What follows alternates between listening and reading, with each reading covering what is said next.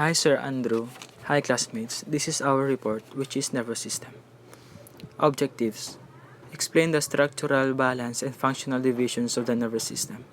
Discuss the structure and features of brain, spinal cord, and nerves. What is nervous system? Nervous system is considered as the boss of the human body because it issues the orders and controls and regulates everything the organism does.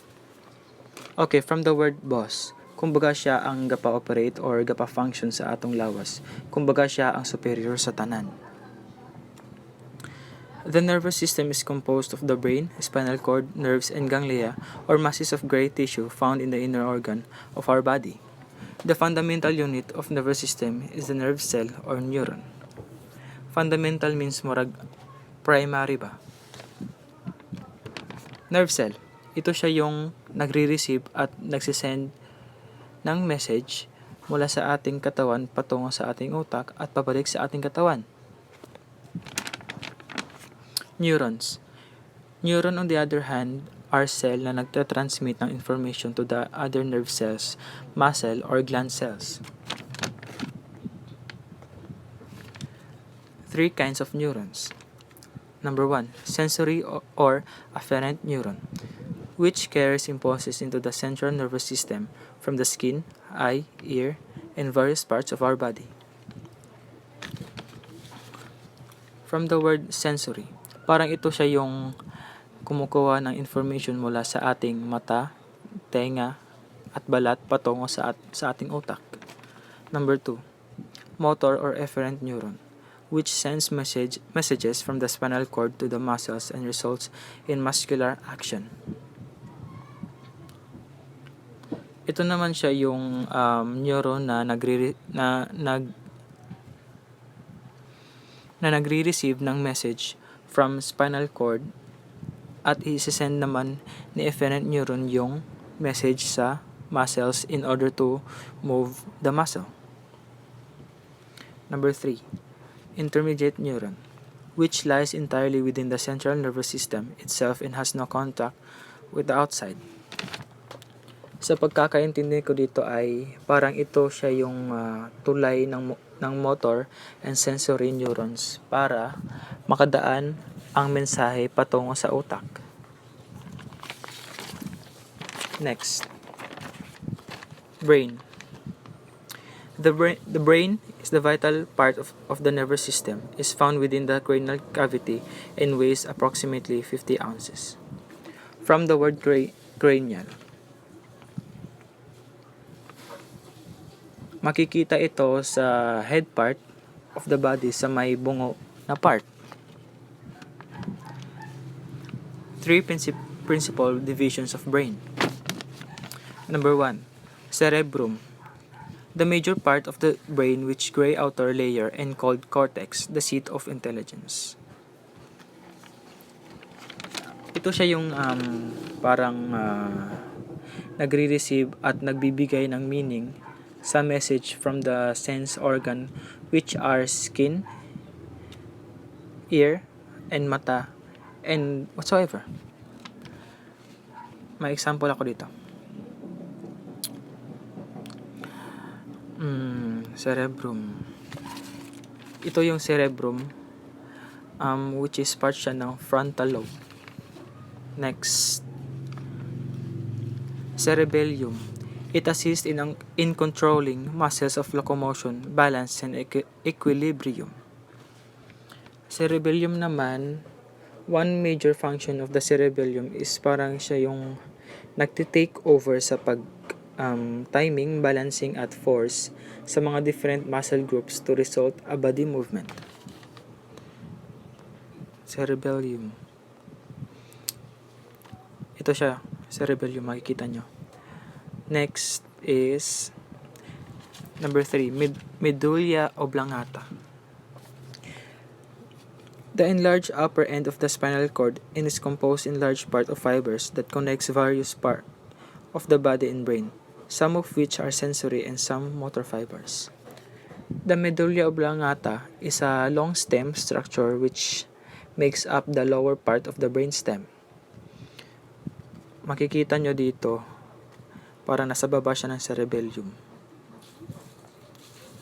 It is anterior and partially inferior to the cerebellum. Anterior which means near to the front. And inferior naman parang nandoon siya sa baba ng cerebellum. Ito siya yung responsable sa mga involuntary functions like sneezing, vomiting, breathing, and heartbeat as well. Kumbaga siya yung importante sa tatlo kasi kapag injured ito, maapektuhan ang ating lungs and heart. And kapag ito ay maapektuhan, we inevitably die. Unang pagkaintindi. Next.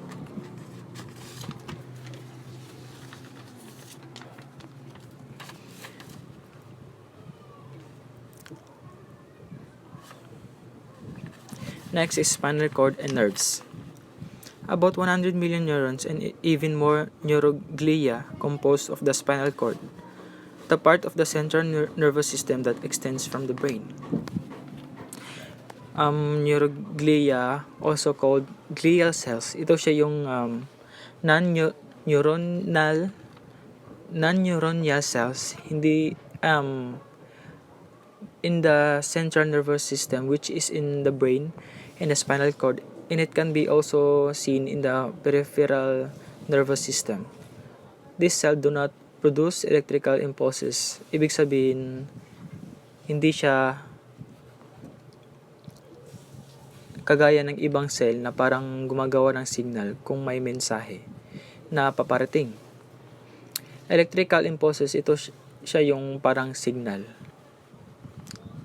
Spinal cord naman, the spinal cord is a long, fragile, tube-like structure that begins at the end of the brain stem and continues down almost to the bottom of the spine. The spinal cord consists of nerves that carry incoming and outgoing messages between the brain and the rest of the body. Ang spinal cord daw ay naglalaman ng mga nerves na nagdadala ng mensahe papasok at palabas ng ating katawan. The spinal cord and its associated spinal nerves contain neural circuits that control some of your rapid reactions to environment changes. For example, if you pick up something hot, the grasping muscles may relax and you may drop the hot object even before you are consciously aware of the extreme heat or pain. This is quick an example of a spinal cord reflex, a quick, automatic response to certain kinds of stimuli that involves neurons only in the spinal nerves and spinal cord.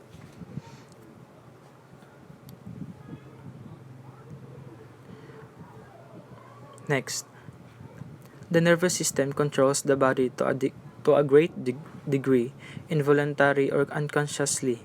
This is called reflex action. Practically, all control of the internal organs is carried on by reflexes.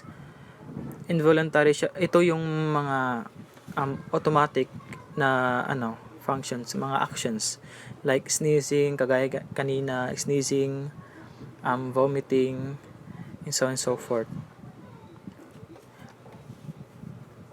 Next, these are natural reflexes which are born with the individual.